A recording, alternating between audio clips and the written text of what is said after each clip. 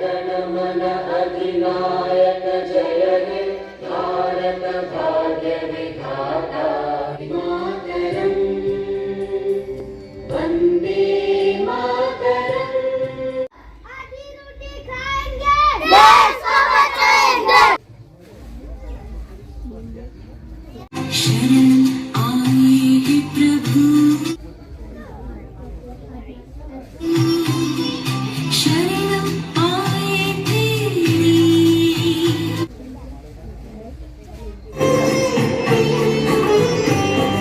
पितानो श्री जूनी पाटली प्राथमिक शाळा वती सर्वेનું हार्दिक स्वागत છે।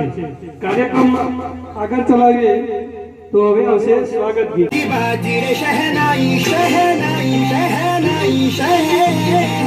હવે ધોરણ 8 ની બાલિકા ઉર્વિશા વક્તૃત્વ રજૂ કરશે, જેને આપણે સાંભળીએ। Teachers, village, and my dear friend. Today I will ask about Republic Day 26 January. So you listen to me carefully. Today we are gathered here celebrate the 77th Republic Day of our country. On this day, despite our different languages and cultures, we should be proud. On promise, we should be languages and cultures. On this day, remind that we are one today. I will gathered on borders Republic Day of our Jai Hind Bharat Mata ki Jai। હવે ગરબો રંગબેની રાધા।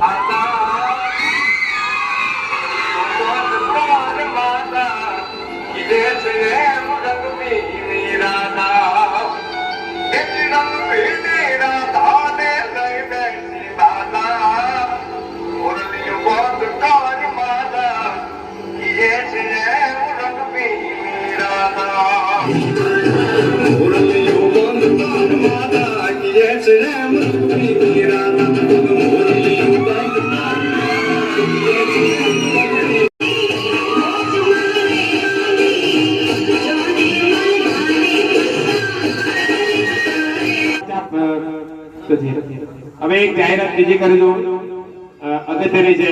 આપણે સરસ મજાનું મેદાન બનાવ્યું છે તમારા સહયોગથી, અને એનું કામ પણ આપણે ચાલુ જ છે। ઉતારવાનો ઘણો પેલો ખાડો પૂરવાનો ખર્ચો સારો એવો થયો હતો। નાગજીની વાત કરું, એમને 1.5 દિવસની મથ્યા હતા, પણ ફક્ત 2000 રૂપિયા ડીઝલના એક જ અમે આપ્યા છે। બધા કશું એમને આપી નતું અને લીધું નથી। અને એમના છોકરીના લગ્ન પણ એ જગ્યાએ થયા, સરસ મજાની સફાઈ એમને પણ કરાવી આપી। અને એ સાથે સાથે હજી કામ મેદાનનું આપણે પાળિયા વધવાનું, હજી બે ખાડો પૂરવાનું, બીજું ઘણું બધું કામ બાકી છે। ગેટને કલર કરાવ્યો, એનો ખર્ચો પણ 1800-1900 જેવો મજૂરી સાથે થયો। તો આ ખર્ચા મેદાન માટે ચાલુ, મેદાન તમારું જ છે। શાળાના બાળકો તો રમશે, પણ સારા પ્રસંગે તમારે જ ઉપયોગમાં આવવાનું છે। તો એમને એ સિવાય ડીઝલ તો ઘણું કાઢ્યું છે, સિવાય એમને 2100 રૂપિયા એ મેદાન સરભરા માટે આપ્યા છે। તો આપણે તાળીથી એમને વધાવી લઈએ। ખૂબ ખૂબ ધન્યવાદ। એમની ઉદાર ભાવનાથી એમને ખૂબ મહેનત કરી છે મેદાન પાસે। किस्मत मेरी तेरे आंचल में जन्मा मैं, रंगों से रस्मों से ऊंचा रहे सर तेरा वतन जमाने में पहचान हो तेरी है। મારા વાલા મિત્રો, હું આજે સ્વામી વિવેકાનંદ વિશે બોલવા માંગુ છું તે તમે ધ્યાનથી સાંભળજો। સ્વામી વિવેકાનંદ જન્મ કલકત્તા કાર્યસ્થળ કુટુંબ 22 જાન્યુઆરી 1863 રોજ થયો હતો। તેમને પુસ્તકો વાંચવામાં ખૂબ જ શોખ હતો। તેઓ એકવાર પુસ્તક વાંચી લેતા તેમને બધું જ યાદ રહી જતું। તેઓ નીડર હતા, પોતે અનુભવ ન કરે ત્યાં સુધી કોઈ વાતને માનતા નહીં। તેમને એક જ દૂર હતી, મારે ઈશ્વરને જોવા છે। તેઓ ઘણા જ વ્યક્તિઓને મળ્યા, પણ તેમના અંદર ઈશ્વરના દર્શન થયા નહીં। પણ તેઓ રામકૃષ્ણ પરમહંસને મળ્યા, તેમના અંદર સાચા ગુરુના દર્શન થયા। તેઓ 23 વર્ષની ઉંમરે તેઓ ભગવાનના વસ્ત્રો પહેરીને સંન્યાસી બની ગયા। સ્વામી રામકૃષ્ણ પરમહંસે તેમને વિવેકાનંદ આપ્યું। સ્વામી વિવેકાનંદ સરકારને યુવાનોને સૂત્ર આપો, ઉઠો જાગો દ્રેપક્ષ મંડ્યા રહો. જય હિન્દ, જય ભારત.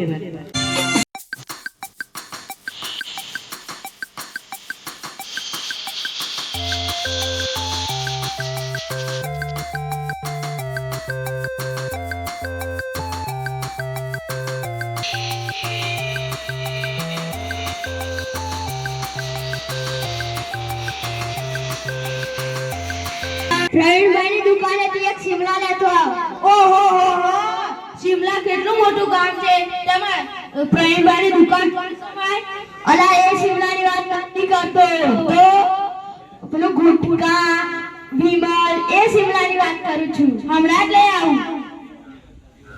પ્રવીણભાઈ, હા તમારે શું જોઈએ? લો લો ભાઈ, લઈ આવ્યો. હાલા આ પાડી કે મારા ભાઈ ખાય છે, હું પણ ખાઈ જાઉં. આહાહા, મજા આવી ગઈ.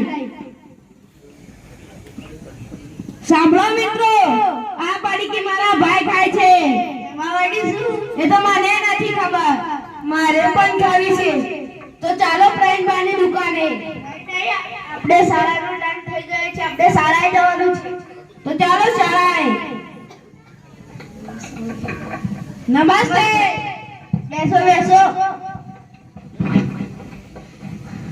ચાલો આપણે ઇતિહાસ ભણીએ. મારે તમાકુ ખાવાનું મન થાય છે, કેવી રીતે કહું? સાહેબ ના પાડીને ગયા છે. આ શું છે? તમાકુ નહીં, આ તો આખો અખંડ ભારત છે. આ શું છે? ચૂનાની ટોટી. આ ચૂનાની ટોટી નથી, આ તો ગોરા ગોરા અંગ્રેજો છે. તેમના વચ્ચે એવી લડાઈ થઈ, ખચાખચ. કેટલાક ને તો માર્યા, કેટલાક ને તો જેલમાં પણ પૂર્યા. કેટલાક ગામોમાં લોકો તમાકુ ખાય છે, એમને ખબર નથી કે તમાકુ ખાવાથી કેન્સર થાય છે. તમાકુ ખાવાથી કેન્સર થાય છે. તમાકુ ખાતા હોય તેમને અટકાવવા જોઈએ. બાળકો, આપણો શાળાનો ટાઈમ પૂરો થઈ ગયો છે.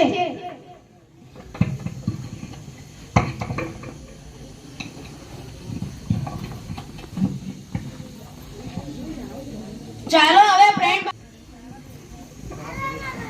તમારે શું જોઈએ છે? અમને રૂપિયાવાળી પડીકી આપો.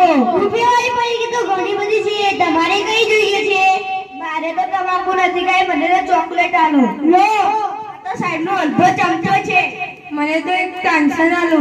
લો, મને એક તમાકુ આલો. મને તો મસાલો આપો. લો, તમારે મસાલો. અને મને તો વિમલ આપો. ભાઈ વિમલ જોઈએ છે?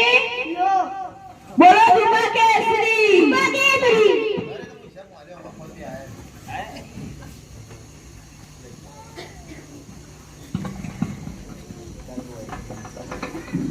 ડોક્ટર સાહેબ, મને ગળામાં દુખે છે.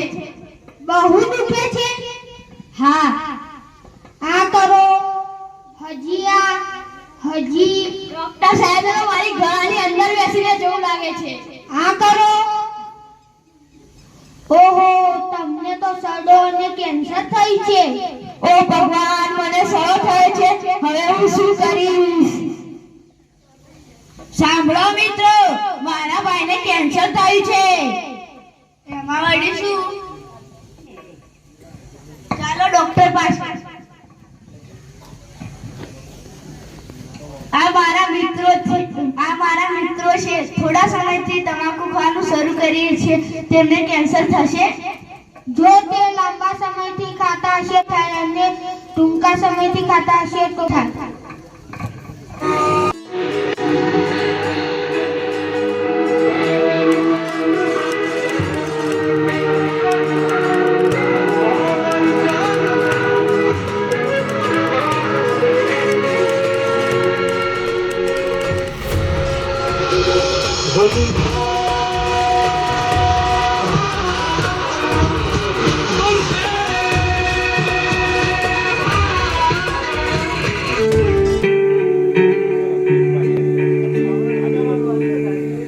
अपना है दिल ये आज का,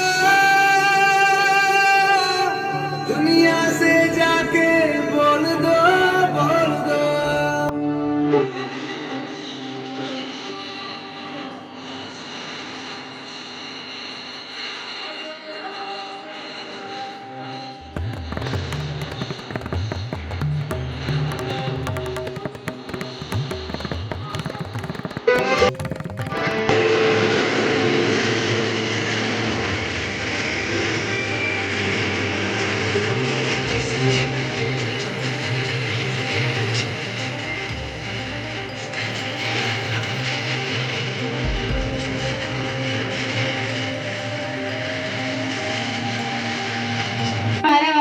મિત્રો, હું આજે પિતાનું મહત્વ બોલવા માંગુ છું, તમે ધ્યાનથી સાંભળજો.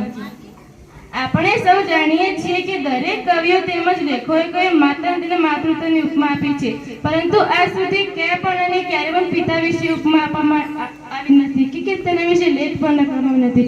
બાળકો નાના હોય મોટા થાય ત્યાં માતૃત્વ નિબંધ આવે છે, પરંતુ આજ સુધી ક્યાંય પણ પિતૃપ્રેમ નિબંધ નથી આવે. હું માતાનો વિરોધ નથી કરતી, પણ પિતાનું મહત્વ કહેવા માંગુ છું.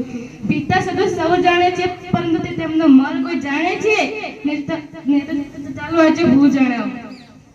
પિતા એટલે કે જેમ મકાનને ટકાવી રાખવા માટે એક મજબૂત પાયાની જરૂર પડે છે ને, તે જ પ્રમાણે એક સુંદર એક પિતાની જરૂર પડે છે. પિતાની હાજરી એક સૂરજ જેવી હોય છે. પિતાની હાજરી એક સૂરજ જેવી હોય છે. સૂરજ ગરમ જરૂર થાય છે, પણ તે ના હોય ને તો અંધકાર છવાઈ જાય છે. પણ તે ના હોય ને તો અંધકાર છવાઈ જાય છે. એક એવી કહેવત છે કે ઘોડે ચડતો બાપ મરજે, પણ છાણા વેણથી માં ન મળતી. પણ ફક્ત હું તમને એટલું કહેવા માંગુ છું કે તમે એકવાર એ બાપ પાસે જાણી તો જોજો કે જે બાળક તેના પિતા ગુમાવે છે, પોતાના પિતાનો પ્રેમ નથી મળ્યો. એકવાર એક બાપ જાણી તો જોજો કે જીવન પિતાનું મૂલ્ય શું છે.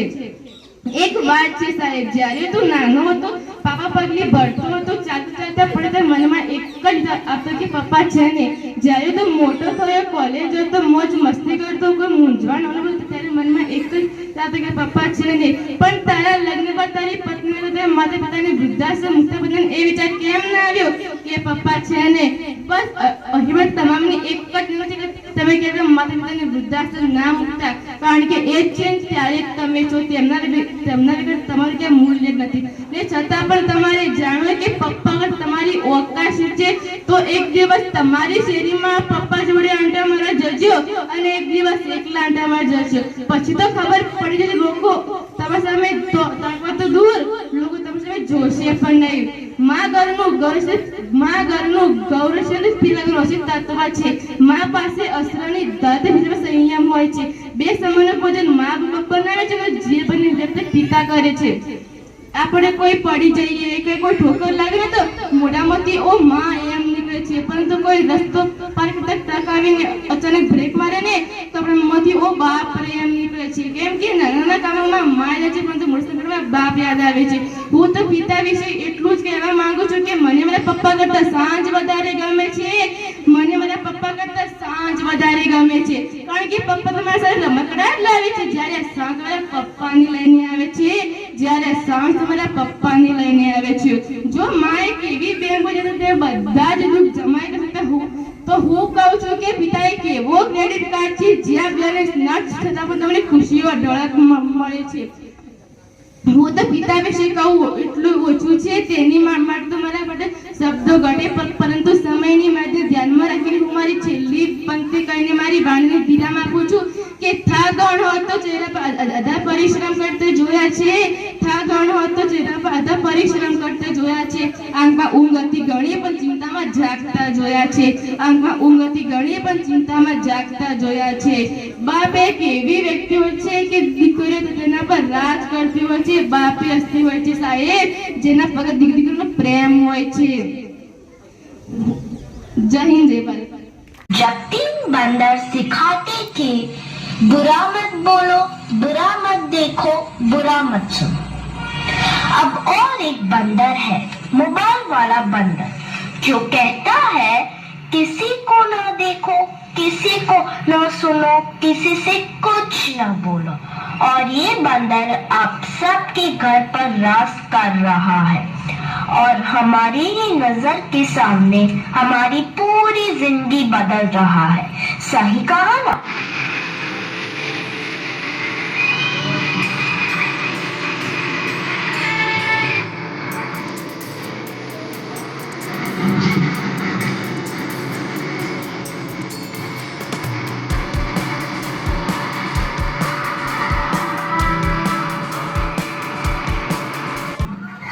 कोई इसके बिना न जी सकता है, न खा सकता है, न पी सकता है.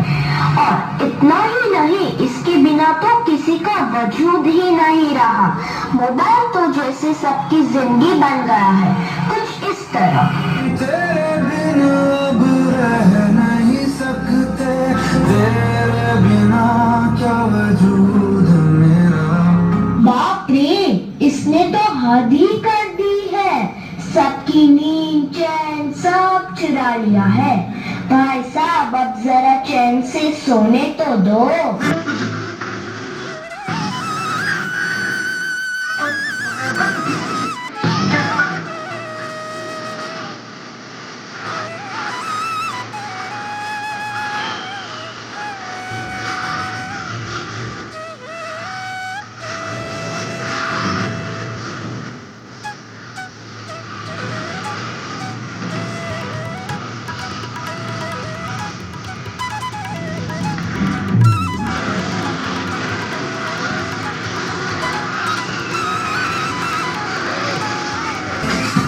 सबको जैसे चाय की लत लगती है, कॉफी की लत लगती है, वैसे ही मोबाइल की भी लत लग गई है।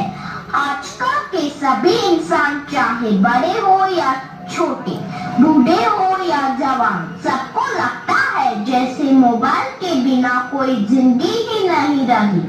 आपको भी लग गई है ना यह बुरी लत?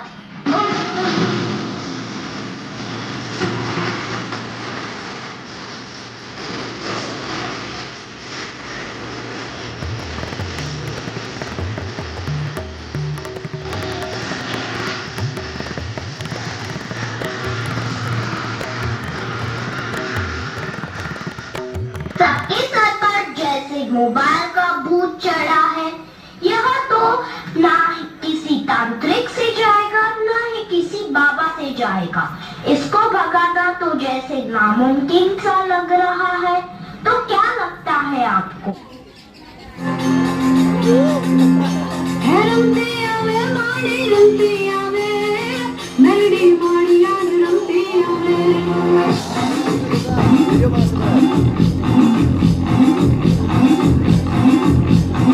હવે સરસ મજાની રમઝટ બોલાવી હવે ખોટા ખર્ચ થોડા પૈસાની સગવડ આવી હોય એમ ચાલે, ખાલી પૈસાની જરૂર પડી. મારે પાયા લગન જોઈતા હતા એટલે જે બધા નહીં પણ 2 લાખ જેવું હોય તો સારું. 2 લાખ તો ક્યાંથી હું ક્યાં જોબ કરું છું તો કિલો इन पप्पा दर महीने મને જે ઘર ખર્ચ આપે એમને મેં કટકે કટકે કરીને 25,000 બચાવે છે કે તું એટલા આપું 25,000 તો કઈ નહીં થાય. ખાલી એટલા ભાઈનો પગાર આવ્યો તો કેમ પૈસાની જરૂર પડી? એટલા પગાર તો કઈ નહીં થાય. લોન લેવા ગયા એ ભગા કરે લોન ભરે સારું. એ ગાંડીવાડી ભાઈ નહીં જઈને લોન લઈને થોડા લગ્ન કરાય. એવા તો કેવા લગ્ન કરાય તમારે? અમારું બાપા કઈ નહીં પણ અમારી પાલની બહુ ઈચ્છા છે. છોકરીને એવી તો કેવી ઈચ્છા છે કે તેના બાપના લોન લઈ પડે, વેડિંગ કરાવવું, અનુષ્કા દીદીને ચોળી લાવી, પેલા આનંદના લગ્નમાં જો ડેકોરેશન રાખ્યું હતું ને એવું ડેકોરેશન કરાવવું. આ સોશિયલ મીડિયા તો ડાટ વાળ્યો છે. સોશિયલ મીડિયા હા, કાંઈ સેલિબ્રિટી આવે અને સોશિયલ મીડિયામાં અપલોડ કરે એનો ટ્રેન્ડ ચાલુ. તમને ખબર છે મોટા સેલિબ્રિટી અને મોટા બિઝનેસમેન હોય એમની આવકનો 1% હિસ્સો તેના લગ્નમાં ખર્ચ કરે, જ્યારે મિડલ ક્લાસ આખી જિંદગીની આવક લગ્નમાં ખર્ચ કરી દે. અમારે તો એક ને એક જોડી અને અમારે તો છેલ્લો અને પહેલો એક જ તહેવાર તો કુટિયાબાઈ કરતો લોકો વાતો ના કરે. હા, જે લોકો વાતો કરે એની જોડે પૈસા માંગી જશે, કેટલા બી પણન કહી છે. તારી બધી વાત સાચી પણ હવે શું કરીએ? તને ખબર છે અમે જ્યાં વર્ષે સીટુના લગ્ન કર્યા અમારે તો આરામથી બજેટ પટી ગયું. તમારા સુધી સમજદાર હું તો નહીં તો જાઉં કે તારે તો હજી બાલ બુદ્ધિ કરાય. એને શું ખબર પડે? પહેલાથી છોકરાને ઘરની આવક અને ઘરના ઘર ખર્ચા સમજાવ્યો તો આજે આ દિવસ જોવો ના પડે. એમાં ભગા કાકા ઓળખે છે ને, આ તમે બધા કુટુંબો રે એટલે ભગા કાકા ને. હા, એમના છોકરાના લગ્ન હજી 2 વર્ષ થઈ ગયા. એમને ઘર આપણી જેમ માપે માપે ચાલતું હતું, કોઈ કરોડપતિ નથી. એમને ગાંડો તો લગ્નમાં ખર્ચો એટલે કેવો? પહેલા પ્રી વેડિંગ માટે ઉદયપુર ગયા અને પ્રી વેડિંગ માટે ઉદયપુર ગયા, પછી દરરોજ અલગ અલગ રસમો રાખી એટલે 5 દિવસ એટલે 5 દિવસ જેટલા મહેમાનો આવે તો એટલા માટે તેમને હોટલ બુક રાખી એટલે મહેમાનોએ 5 દિવસ વાવા કઈ મજા પાછા જતા રહી. પણ હજુ બરાબર લગ્ન આવે એટલે તેમને એક ખેતર વેચાણ એટલે બધા પૈસા લગ્નમાં ઉડાડી દીધા. હા, બિચારાને કેવું થયું? વળાંક તો હવે પૂરી વાત તો સાંભળ. આટલો લગ્નમાં ખર્ચો કર્યો, વર્ષ 1.5 વર્ષ પૈકી જતી રહી પિયરે 6 મહિના સુધી રીસામણી બેઠી. આ તો બધું ખોટું થઈ રહ્યું ને એમ નહીં હતું કે આજ પાછી આજે કાલે આવશે તો છૂટા છેડા માંગે અને ખોટો કેસ કરીને બેઠી થોડા ઘણા ને 70 લાખ માંગ્યા 70 લાખ હા 70 લાખ માંગ્યા હું તને એ તો સમજાવું કે પહેલા જો સમય લોકો પાસેથી નહીં રહેજો પહેલા જો ધીરજ અને સહન શક્તિ ખૂટતા જાય બધી વસ્તુ લાવવી પણ માપે માપે લાવવી છેલ્લે બધું છોકરાને જે આપીને જવાનું છે બધા પૈસા લગ્નમાં ઉડાડી દે એ વાત ખોટી છે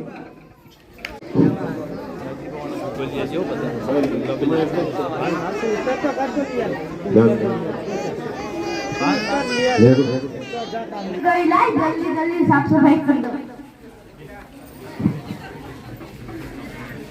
डॉक्टर साहब मारो पगार વધારતા નથી આમ તો કાઈ કરું પછી જલક સરફી સિવલ્લી ને નાગદક બરફ આટલું મોડું થઈને તું અજગણ આ તેરી જલક સરફી એવા ગીતો ખાય છે તું તો હમણાં કહેતો તો કે પગાર વધારી દેવાનો જેટલા વધુ દર્દી ગોઠો એટલા જ વધુ પગાર મળશે સારું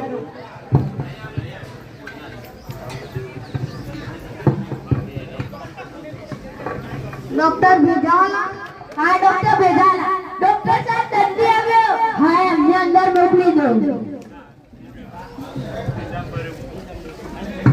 શું થાય છે તમને ડોક્ટર સાહેબ ખંભો દબાવ તો દુખે છે તમે ખંભો દબાવ તો દુખે છે હા તો ખભો દબાવ શું લેવા જોઈએ તમે હવે ખભો નહીં દબાવતા એટલે તમને દુખશે નહીં ઓહો ક્યાં જાઓ છો અહીં આવો 500 રૂપિયા લાવો દવા તો આપી નથી ને શેના 500 રૂપિયા આ ખભો દુખાય ના એનો ઉપાય ના આપજો એના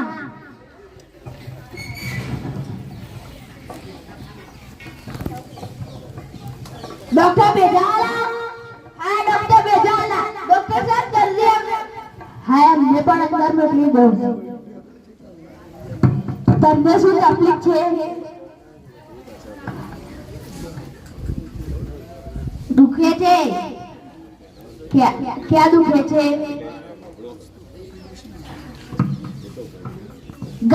કારમાં બેસો તો ઉલટી થાય છે તમે કારમાં બેસો તો ઉલટી થાય છે તમને કોઈ બસ રિક્ષા બાઇક અને કોઈ અન્ય વાહનમાં બેસો તો ઉલટી થાય છે ના તો તમે ગાડીમાં શું લેવા બેસો છો તમને ખબર છે કે હું ગાડીમાં બેસું તો મને ઉલટી થાય છે તો તમે ગાડીમાં ના બેસતા હવે કોઈ સરકારી બસમાં જજો રિક્ષામાં બાઇકમાં અને કોઈ બીજા વાહનમાં જજો પણ હવે ગાડીમાં નહીં બેસતા સારું પૈસા લાવો 500 રૂપિયા 200 નહીં 500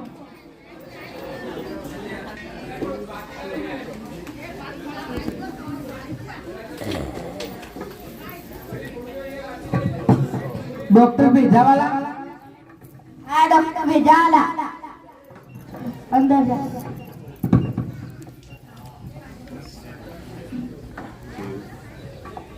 તમને શું તકલીફ છે હું ખાધું ખાઉં ત્યારે મને ખંજવાળ આવે છે તમે તીખું મીઠું ખારું ખાવ તો ખંજવાળ આવે છે ના તો તમે ખાટું શું લેવા ખાવ છો તમને ખબર છે હું ખાટું ખાવ તો ખંજવાળ આવે છે તો તમે ખાટું ના ખાઓ હવેથી તમે ખાટું નહીં ખાતા સારું 500 રૂપિયા લાવો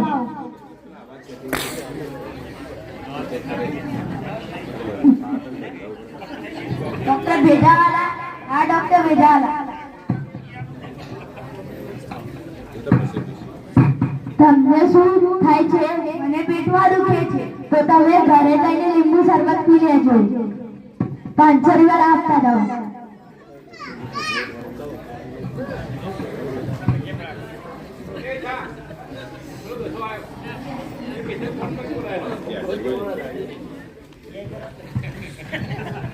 સારો તો પગાર હવે વધી જશે વાહ ડોક્ટર સાહેબ તમારી બુદ્ધિ દવા આપ્યા વગર પૈસા લઈ લો છો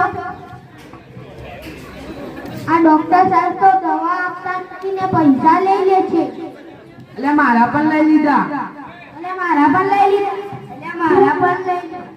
લો તાન ડોક્ટર પાસે જઈએ આટલા બધા લોકો કેમ ભેગા થયા છે મને તો ખબર નથી ચાલો જોઈએ ચાલો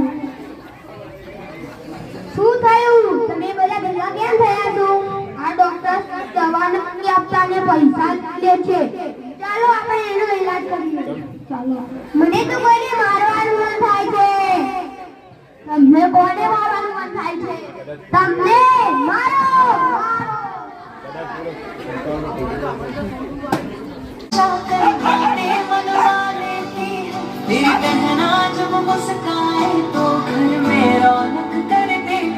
આપણો પ્રોજેક્ટ 26 જાન્યુઆરીના દિવસે સ્કૂલમાં આવ્યા હતા, એ પ્રોગ્રામ પતાવી અને હવે જઈએ છીએ ઘેર.